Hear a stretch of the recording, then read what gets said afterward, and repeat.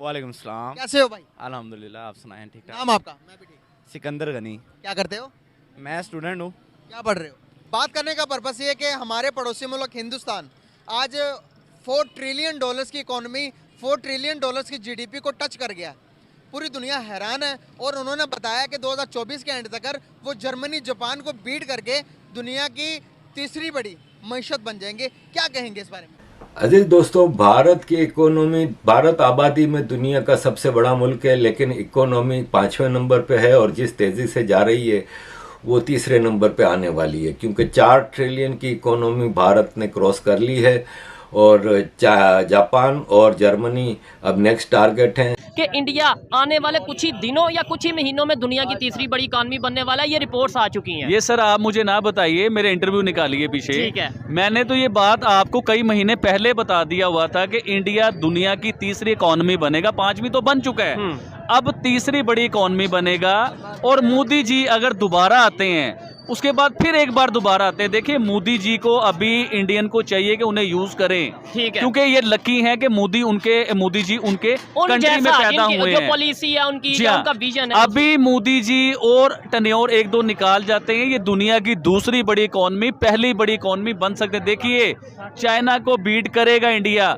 देखिए, मैंने ये बात आपको आज से कुछ महीने साल पहले बात की थी, तो लोग मेरे ऊपर हंसे थे, लोगों ने मजाक बनाया था। इवन के कई जर्नलिस्ट हैं, मीडिया वालों ने मेरा मजाक बनाया था कि यार ये इंडिया की तारीफ में ज्यादा ही बड़ी बात जो मुंह में आता है निकाली जाता है। आज ये लोग खुद मानने लगे हैं कि इंडिया तीसरे नंबर पे आएगा। वालेकुम। कैसे हैं आप? ठीक ठाक। नाम आपका? फरहान सिकंदर। क्या करते हैं?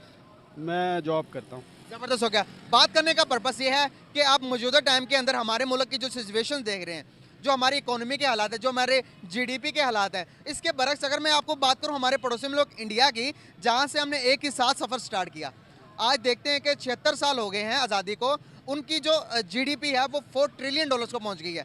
उसके बाद उनकी इकोनॉमी वो दुनिया की 5वीं बड़ी मईशत है। कैसे देखते हैं वो प्रोग्रेस कैसे कर रहे हैं? देखें जी, इसमें 2-3 चीज़ें हैं जो हमें देखने की ज़रूरत है कि प्रायोरिटीज़ कैसे सेट की जाती है नेशन। और पाकिस्तान के हवाले से ख़ास तौर पे अभी रहा हमेशा से, ये 75 साल से हमारी प्रायोरिटीज़ ही नहीं ठीक थी।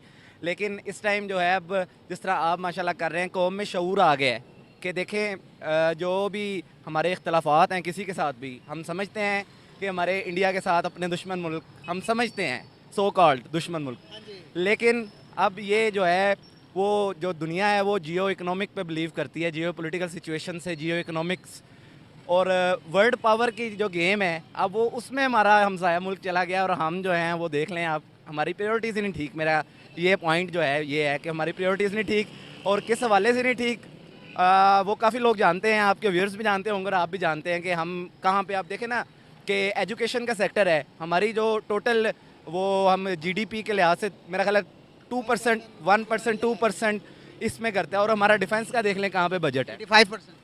तो ये कहने का मतलब है कि ये हमारी प्रायोरिटीज़ हैं, तो हमें सिखाया ही जंगजू बनाया जा रहा है। और ये एक ख़ास माइंडसेट के लोग हैं जो वो कर रहे हैं और कौम को, लेकिन इंशाल्लाह चेंज आ रहा है, लोग सवाल कर रहे हैं, ये बहुत बड़ी बात है। देखिए, जो डायनामिक्स है उनकी इकॉनमी के, वो इंपोर्ट ओरिएंटेड नहीं है, एक्सपोर्ट ओरिएंटेड है। मतलब कि उन्होंने अपनी आईटी जो है ना, सबसे पहले उस पर काम किया। आप देख ले, बेंगलुरु में जो आईटी इंडस्ट्री है वो कैलिफोर्निया की जो आईटी इंडस्ट्री है उससे कम्पीट कर रही है। उसके बरक्स आप देखें, हमारी जो आईटी की प्रोडक्ट्स हैं वो उनकी आईटी की प्रोडक्ट्स के कंपैरेटिवली 2% भी नहीं है। ये तो सिर्फ एक आईटी सेक्टर की मैं एग्जांपल दे रहा हूँ। उसके अलावा आप किसी भी उनका board of control of India देख लें, आप देख लें, वो दुनिया का सबसे बड़ा बोर्ड है, कितने इनकम है उसकी। उसके बरक्स आप हमारा मुल्क दे लें।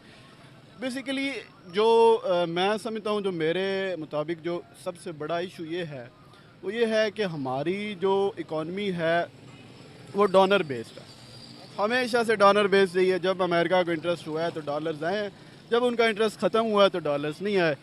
तो हमने उन डॉलर्स जब वो आते थे उनको कभी इस तरह की पॉलिसीज़ नहीं बनाई कि इकॉनमी सस्टेनेबल हो सके। तो सस्टेनेबल नहीं हो सकी इकॉनमी, तो जैसे डॉलर का इनफ्लो ख़त्म होता है इकॉनमी कोलैप्स कर